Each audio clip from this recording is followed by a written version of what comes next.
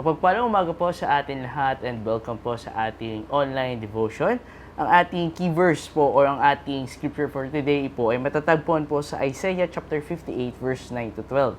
Bali continuation po ito na ating devotion kahapon, but I will select a key verse and that is found on verse 9. Sabi nga po dito, and then you will call and the Lord will answer, you will cry for help and He will say, here I am, diba? Kapag tayo ay tumawag sa ating Panginoon ng tapat, siya ay sasagot na sasabihin, 'di ba? Sabihin natin, narito ako, 'di ba? Sa Isaiah 58 ay kinakausap ng Diyos ang Israel tungkol sa tunay na pagsamba. Hindi lang pala sapat ang pag-aanyuno or pagdarasal, pag-attend ng church or pagiging religious, 'di ba? Kung ang puso naman natin ay puno ng galit, 'di ba? Inggit, siguro kawalan ng malasakit or panlalamang sa mga kapwa, sinasabi ng Diyos, kung gusto nyo na pakinggan ko kayo, ay ayusin nyo muna ang ating mga puso or ayusin nyo ang mga puso, diba? Mga puso nyo. Sa verse 9 and 12 kasi pinapakita ng Diyos ang kanyang pangako kapag tayo ay may tama or may tama ang ating tamang puso or may tama ang ating puso, 'di ba? Kasi may malasakit ka sa kapwa at meron kang pagsunod sa ating Panginoon. So what lesson na matutunan natin sa scripture, 'di ba? Number 1 po niyan, God answer a clean heart, 'di ba? Sabi nga dun sa verse 9. Then you will call. Sabi nga dun sa verse 9 or sa scripture, then you will call and the Lord will answer. Ang panalangin po kasi ay pinakikinggan ng Diyos ang galing, di ba? Ang galing sa puso. Yung magpakumbaba ka, marunong kang humingi ng tawad, o handang magbago. Hindi perfect ang hinahanap ng Diyos, kundi sincere heart, di ba? Kapag tinanggal natin ang chismis, puot, galit, di ba? Hininakit, pride and unforgiveness, mas nagiging malinaw ang connection po natin sa ating Panginoon. Pangalawa, God bless a giving life, di ba? God bless a giving life. If you spread yourself in behalf of the hungry, makikita po yan sa verse 10.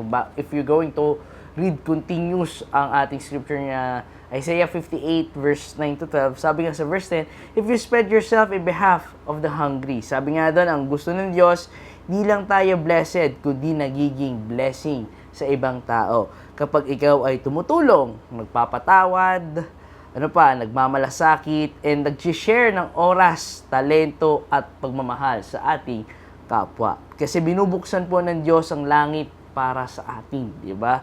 The more you give, the more God fill us, di ba? Fills you. Pangatlo po, God guides the willing.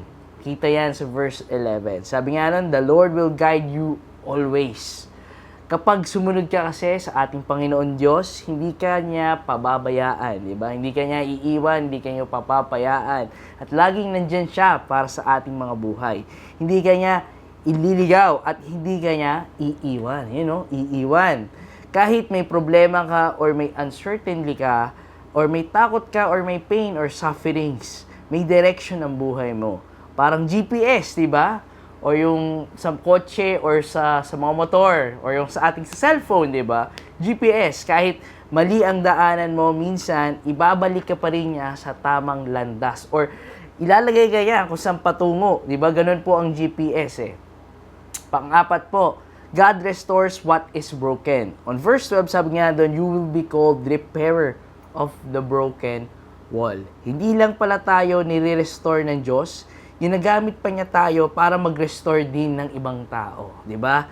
Kasi sabi niya, we are a blessing to others, 'di ba? We must be a blessing or a light to other people. Ginagamit niya tayo para ayusin ang broken family, 'di ba? Or ibalik ang relasyon ng ibang tao, lalo na pag nasira na, 'di ba?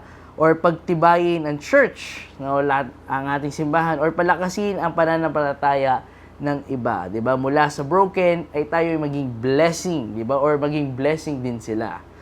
So, ngayon, tanungin natin ang ating sarili ngayon. Number 1, kamusta ang puso natin sa ating Panginoon? Alam ko may galit ka or meron kang hinanakit. May mga PGH, yun yung laging sinasabi, may PGH ba ang iyong puso or kailangan bang dalhin sa PGH, puot, galit at hinanakit, di ba? May galit ba ako or may sama ng loob? May tinatago ba akong kasalanan sa Kanya? Kung meron man, panahon na natin ito para isurrender. So, paano naman yung kapwa po natin? Marunong ka bang tumulong, umanawa, or magpatawad? Or puro na lang sarili ang iniisip na lang po natin? Tandaan, hindi hiwalay ang faith sa action, di ba? Tandaan po natin. Or hinahayaan ko ba ang Diyos na mag-guide sa buhay ko? Yan yung question no? Hinahayaan mo ba ang Diyos ang mag-guide sa buhay po natin? O mas gusto ko ang sarili kong plano, di ba? Kapag si Lord kasi ang driver ng buhay mo, mas ligtas ang biyahe po natin. Kaya, minsan, ang mensahe ng Isaiah 58, di ba? 58 verse 9 to 12, ay simple lang po. Kapag ang puso po mo or puso po natin ay tama sa Diyos, ang buhay mo ay maririnig, gagaling, gagabayan, at gagamitin. Hindi lang tayo tinawag na churchgoer. Tandaan po natin, kundi tayo ay world, di ba? World changer. Hindi lang blessed, kundi instrument of blessing. Sa Panginoon, ang sirang buhay na nagiging strong testimony. So tayo po ay manalangin po. Lord, Panginoon naming Diyos, maraming salamat sa inyong salita, Lord God. Salamat dahil pinapaalala mo po sa amin na hindi lang pala sapat ang pagpunta ng simbahan, Panginoon, kundi ang tunay na relasyon ay nasa sa inyo, Panginoon. Hindi, linisin niyo po ang aming mga puso, tanggalin niyo po ang aming puot, galit at hinanakit, and also our sin, di ba? Wash away, di ba? Wash away our sin. Turuan mo kami magmahal, magpatawad at maglingkod. Gabayan niyo po kami, Panginoon, sa araw-araw po namin, sa aming pamilya, sa trabaho, sa ministry, or sa school man, Panginoon. Gamitin mo niyo po kami, Panginoon, bilang tagapag-ayos ng sirang relasyon, Panginoon, at tagapagdala ng pag-asa sa bawat isa, O Lord God. Naway, ito po at sa dalangin po namin sa matamis na pangalan ni Jesus. Amen at amen. Muli po, yan, magandang umaga po sa ating lahat and God bless us.